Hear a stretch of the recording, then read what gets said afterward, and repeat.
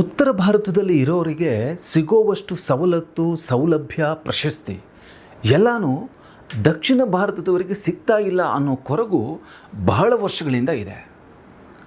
ಭಾರತದ ಅತ್ಯಂತ ಪವರ್ಫುಲ್ ಸ್ಥಾನವಾದ ಪ್ರಧಾನಮಂತ್ರಿ ಸ್ಥಾನದ ವಿಚಾರದಲ್ಲೂ ಇದು ನಿಜ ಆಗಿದೆ ಅಂತ ಹೇಳ್ತಾರೆ.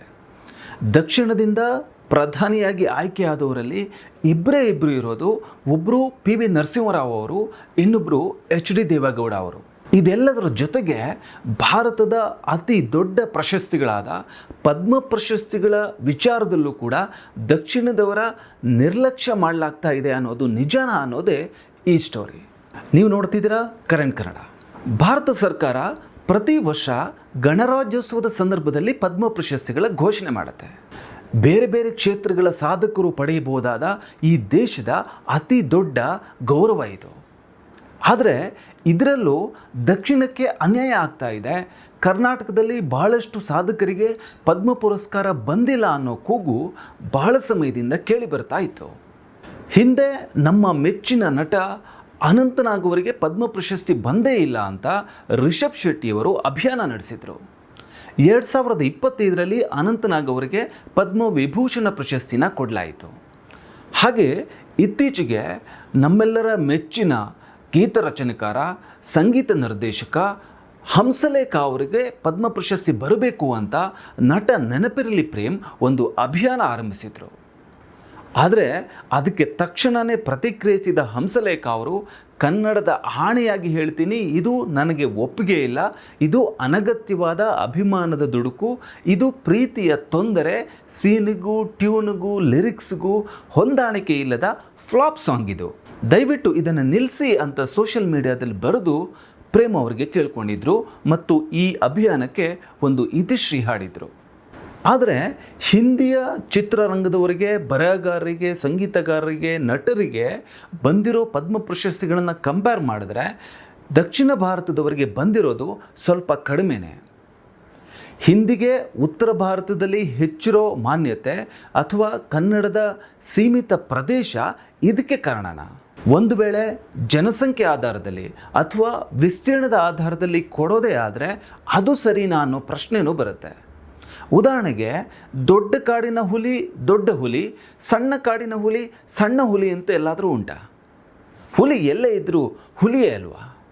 ಹಿಂದಿಯ ಖ್ಯಾತ ಗೀತ ಸಾಹಿತಿ ಮತ್ತು ಸಂಭಾಷಣೆಕಾರ ಜಾವೇದ್ ಅಖ್ತರ್ ಅವರಿಗೆ ಕಲೆ ಮತ್ತು ಸಾಹಿತ್ಯ ಕ್ಷೇತ್ರಕ್ಕೆ ನೀಡಿದ ಸೇವೆಗಾಗಿ ಭಾರತ ಸರ್ಕಾರ ಪದ್ಮಶ್ರೀ, ಪದ್ಮಭೂಷಣ ನೀಡಿ ಗೌರವಿಸಿದೆ.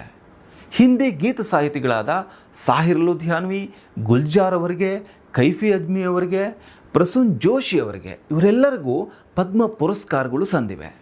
ಆದರೆ ಕನ್ನಡ ಚಿತ್ರರಂಗದ ಸುವರ್ಣ ಯುಗದಲ್ಲಿ ಅತ್ಯಂತ ಯಶಸ್ವಿ ಮತ್ತು ದಾಖಲೆಯ ಸಂಭಾಷಣೆ ಗೀತ ಸಾಹಿತ್ಯ ನೀಡಿದ 1000ಕ್ಕೂ ಹೆಚ್ಚು ಚಿತ್ರಗಳಿಗೆ ಕೆಲಸ ಮಾಡಿದ ಚಿ ಉದಯಶಂಕರ್ ಅವರಿಗೆ ಮರಣೋತ್ತರವಾಗಿ ಕೂಡ ಪದ್ಮ ಪ್ರಶಸ್ತಿ ಬರಲೇ ಇಲ್ಲ. ಇನ್ನೊಬ್ಬರು ಕನ್ನಡದ ಪ್ರಸಿದ್ಧ ಗೀತ ಸಾಹಿತಿ RN ಜಯಗೋಪಾಲ್ ಅವರು. ನಿರ್ದೇಶಕ ಮತ್ತು ಬರಹಗಾರರಾಗಿದ್ದ ಇವರು ನೂರಾರು ಜನಪ್ರಿಯ ಹಾಡುಗಳನ್ನು ನೀಡಿದ್ದಾರೆ. ಇವರಿಗೂ ಪದ್ಮ ಪ್ರಶಸ್ತಿ ಬಂದಿಲ್ಲ. ಭಾರತದಲ್ಲಿ ಭಾರತ ರತ್ನದ ನಂತರ ನೀಡಲಾಗೋ ತುಂಬ ಗೌರವದ ಪ್ರಶಸ್ತಿಗಳಿದು. ಇದರ ಜೊತೆಗೆ ನಮ್ಮ ಹಂಸಲೇಖ ಅವರು ಕಳೆದ 50 ವರ್ಷಗಳಿಂದ ಚಿತ್ರರಂಗದಲ್ಲಿದ್ದಾರೆ. 300ಕ್ಕೂ ಹೆಚ್ಚು ಸಿನಿಮಾಗಳಿಗೆ ಸಾಹಿತ್ಯ ಸಂಗೀತ ಕೊಟ್ಟಿದ್ದಾರೆ. 80ರ ದಶಕದಲ್ಲಿ ಕನ್ನಡ ಸಿನಿಮಾ ಸಾಹಿತ್ಯ ಮತ್ತು ಸಂಗೀತಕ್ಕೆ ಬೇರೆಯದೇ ಮಾದರಿ ಹಾಕಿಕೊಟ್ಟವರು. ಕ್ರಾಂತಿ ಮೂಡಿಸಿದ ಒಬ್ಬ ಸಂಗೀತ ನಿರ್ದೇಶಕ, ಸಾಹಿತಿ ಹಂಸಲೇಖ. ಕನ್ನಡ ಮಾತ್ರ ಅಲ್ಲ, ತೆಲುಗು, ತಮಿಳು, ಹಿಂದಿ ಸಿನಿಮಾಗಳಿಗೂ ಹಂಸಲೇಖ ಸಂಗೀತ ಕೊಟ್ಟಿದ್ದಾರೆ. ಕನ್ನಡ ಸಿನಿಮಾ ಕ್ಷೇತ್ರದ ಇಂಥ ಒಬ್ಬರು ಅದ್ಭುತ ಸಾಧಕರಾಗಿರುವ ಹಂಸಲೇಖ ಅವರಿಗೆ 1995ರಲ್ಲಿ ಪಂಚಾಕ್ಷರಿ ಗವಾಯಿ ಸಿನಿಮಾದ ಸಂಗೀತಕ್ಕಾಗಿ ರಾಷ್ಟ್ರ ಪ್ರಶಸ್ತಿ ಸಿಕ್ಕಿದೆ. ಹಾಲುಂಡತ್ ಅವರು, ನೆನಪಿರಲಿ, ಪಂಚಾಕ್ಷರಿ ಗವಾಯಿ ಈ ಎಲ್ಲ ಸಿನಿಮಾಗಳಿಗೆ ರಾಜ್ಯ ಪ್ರಶಸ್ತಿಗಳು ಸಿಕ್ಕಿದೆ. ಹಲವು ಬಾರಿ ಫಿಲ್ಮ್ಫೇರ್ ಪ್ರಶಸ್ತಿ ಸಿಕ್ಕಿದೆ. ಇವುಗಳ ಹೊರತಾಗಿ ರಾಜ್ಯೋತ್ಸವ ಪ್ರಶಸ್ತಿ, ಕೆಂಪೇಗೌಡ ಪ್ರಶಸ್ತಿ, ರಾಜ್ಕುಮಾರ್ ಜೀವಮಾನ ಸಾಧನೆ ಪ್ರಶಸ್ತಿ, S ಜಾನಕಿ ಪ್ರಶಸ್ತಿಗಳು ಇದೆಲ್ಲ ಸಿಕ್ಕಿದೆ. ಆದರೆ ಕೇಂದ್ರದಿಂದ ಹಂಸಲೇಖ ಅವರಿಗೆ ಈವರೆಗೆ ಒಂದೇ ಒಂದು ಪ್ರಶಸ್ತಿ ಸಿಕ್ಕಿಲ್ಲ. ಹಾಗಿದ್ರೆ ಏನು ಕಾರಣ ಇರುತ್ತೆ? ಈ ಪದ್ಮ ಪ್ರಶಸ್ತಿಗಳನ್ನು ಹೇಗೆ ಸಿಲೆಕ್ಟ್ ಮಾಡಲಾಗುತ್ತೆ? 1954ರಿಂದ ಈ ಪದ್ಮ ಪ್ರಶಸ್ತಿಗಳನ್ನು ಕೊಡೋ ಪರಿಪಾಠನ ಕೇಂದ್ರ ಸರ್ಕಾರ ಆರಂಭ ಮಾಡ್ತು. ಇದನ್ನು 3 ಸ್ಥಾನಗಳಲ್ಲಿ ಕೊಡಲಾಗುತ್ತೆ. ಅಂದರೆ ಪದ್ಮವಿಭೂಷಣ, ಪದ್ಮಭೂಷಣ ಮತ್ತು ಪದ್ಮಶ್ರೀ. ಕಲೆ, ಸಾಹಿತ್ಯ, ವಿಜ್ಞಾನ, ವೈದ್ಯಕೀಯ, ಸಮಾಜ ಸೇವೆ, ಕೈಗಾರಿಕೆ, ಶಿಕ್ಷಣ, ಸಾರ್ವಜನಿಕ ಸೇವೆ, ಹೀಗೆ ಬೇರೆ ಬೇರೆ ಕ್ಷೇತ್ರಗಳ ಸಾಧಕರಿಗೆ ಇದನ್ನು ಕೊಡಲಾಗುತ್ತೆ. ಪದ್ಮಶ್ರೀ ಆಯ್ಕೆ ಸಮಿತಿ ಈ ವ್ಯಕ್ತಿಗಳನ್ನು ಸಿಲೆಕ್ಟ್ ಮಾಡೋದು ಹೌದಾದರೂ ಇತ್ತೀಚೆಗೆ ತುಂಬ ಪ್ರಜಾಪ್ರಭುತ್ವವಾದಿಯಾದ ಒಂದು ನಿಯಮ ಕೂಡ ಕೇಂದ್ರ ಸರ್ಕಾರ ತಂದಿದೆ. ಕೇವಲ ಶಿಫಾರಸುಗಳಿಂದ ಹೆಚ್ಚು ಅವಲಂಬಿತ ಆಗಿದ್ದ ಈ ಪದ್ಮ ಪ್ರಶಸ್ತಿ ಈಗ ಜನರ, ಸಾರ್ವಜನಿಕರ ಪಾಲ್ಗೊಳ್ಳುವಿಕೆಗೆ ಕೂಡ ತುಂಬ ಮುಕ್ತ ಆಗಿದೆ. www.padmaawards.gov.in ಇಲ್ಲಿ ಸಾರ್ವಜನಿಕರು ಕೂಡ ಯಾರಿಗೆ ಪದ್ಮ ಪ್ರಶಸ್ತಿ ಸಿಗಬೇಕು ಅನ್ನೋ ಹೆಸರುಗಳನ್ನು ಶಿಫಾರಸು ಮಾಡ್ಬೋದು.